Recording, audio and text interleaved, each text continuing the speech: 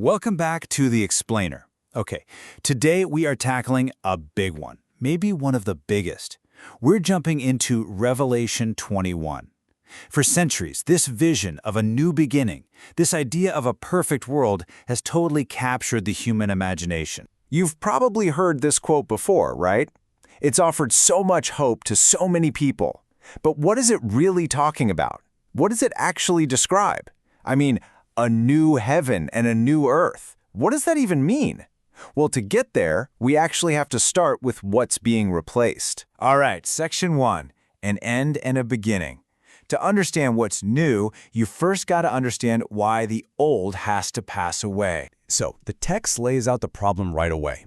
The first earth, our world, is defined by all the things we know too well. Suffering, death, mourning, pain. But then there's this really fascinating detail. There was no longer any sea. Now for us, that might sound like a weird thing to get rid of, right? But you have to remember, in ancient thinking, the sea was the symbol of pure chaos. It was wild, unpredictable, a source of evil and disorder. So getting rid of the sea, that's a huge symbolic statement. It means every last bit of chaos and brokenness is gone, forever. And this is so cool. The Greek word used here for new is kainon, and that's super important. It doesn't just mean new, like, you bought a new phone to replace your old one. It means new in quality, in its very essence. Think of it this way. This isn't a renovation project. God isn't just fixing up the old world with a new coat of paint.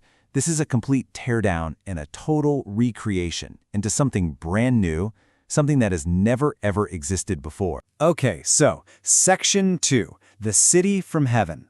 If the old, chaotic world is gone, what's taking its place? Well, the answer isn't something we build ourselves. It comes from somewhere else entirely. So John, the writer, he sees this holy city, New Jerusalem, coming down out of heaven from God. And that phrase, coming down, is everything. This isn't a human project. It's not the ultimate triumph of our own technology or social plane. No. This new world is presented as a total gift. It's something God does, from start to finish. And then we get this absolutely beautiful metaphor.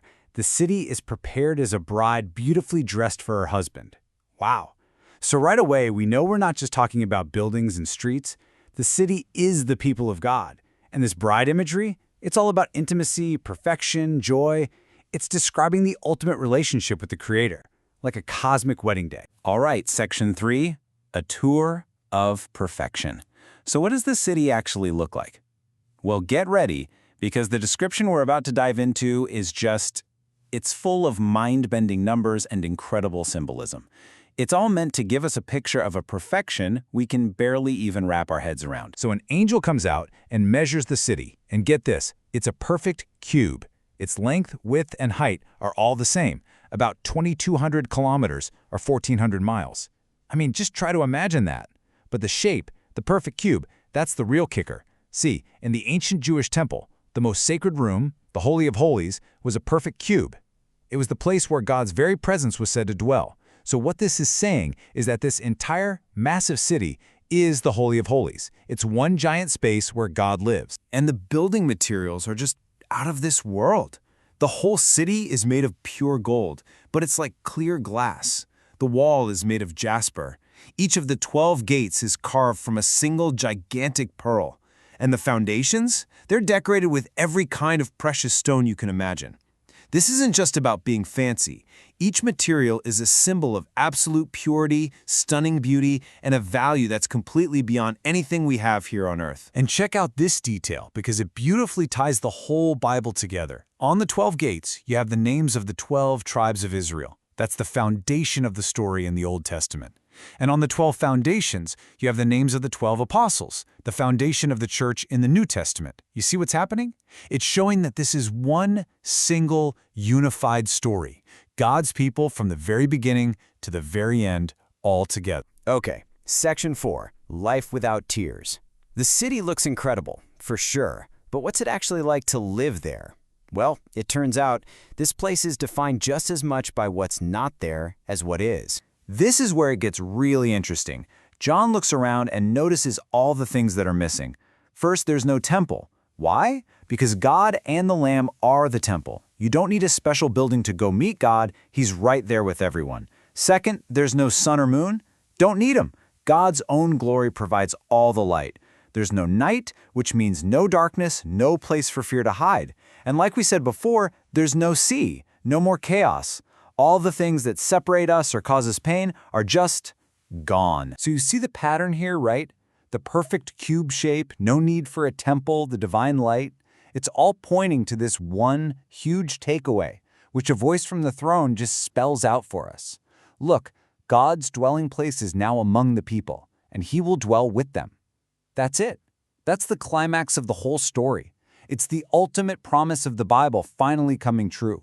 A direct, perfect, eternal relationship with God. Now, for a lot of theologians, this vision isn't just some fantasy about the distant future. It's connected to this idea they call the already but not yet. Kind of sounds weird, but the idea is simple. They believe the promise of God dwelling with his people already started with Jesus, and it's happening now through faith. But it's not yet fully complete.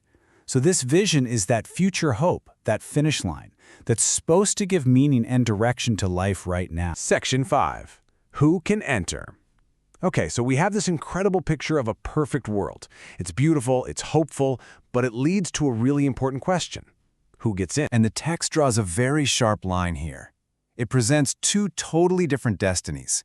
On one hand, you have the victorious, and it says they will inherit all this. But then there's a list of those who are on the outside, who face what's called the second death, and that's described as a state of being eternally separated from God. So that's the million-dollar question, isn't it? What does it actually mean to be victorious? Does it mean you have to be perfect, that you can never, ever mess up? Well, according to most commentaries, the answer is no. It's not about being perfect. The text suggests being victorious is about something else. It's about perseverance, hanging on to your faith even when things get tough. It's for the thirsty, people who recognize they need help and accept the free gift of the water of life. And ultimately, the deciding factor is having your name written in the Lamb's Book of Life. That's a powerful symbol that means you're saved by grace, not because you earned it. Now, we do have to mention, a text this powerful and this symbolic gets interpreted in a lot of different ways. For example, some sources we looked at point to modern groups like Shincheonji. They teach that this whole vision isn't about a literal future event at all. For them, the new heaven and new earth is a symbolic way of describing the creation of their own new religious organization right here on earth. It's just a good reminder that these ancient words are still alive and being debated and reinterpreted today. And that really gets to the heart of why Revelation 21 has had such staying power. Its vision is so profound, so full of hope, that it leaves every single one of us with a huge question to chew on. Is this a literal blueprint for the future? Is it a symbolic promise meant to give us hope and courage in our lives right now? Or is it somehow both? That's the question that has echoed through the centuries, shaping faith, inspiring art, and fueling that constant human search for what it all means.